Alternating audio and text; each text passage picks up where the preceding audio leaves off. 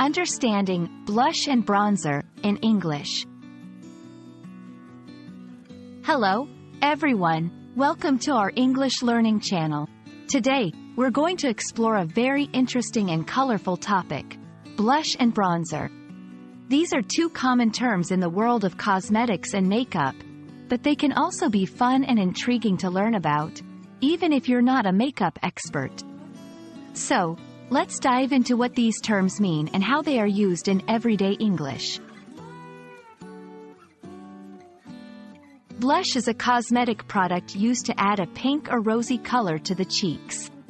This term not only refers to the makeup itself but also to the action of applying it. For example, she applied blush to her cheeks for a rosy look. Blush comes in various forms like powders, creams, and gels. It's often used to bring a healthy, vibrant color to the face, simulating a natural flush. On the other hand, bronzer is a cosmetic product used for giving the skin a sun-kissed or tanned appearance.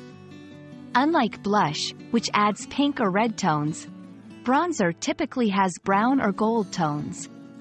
It's applied to areas where the sun naturally hits the face, like the forehead, cheeks, and chin. An example sentence could be, "He used a bronzer to achieve a warm, sun-tanned look." It's important to understand the differences and uses of these two products.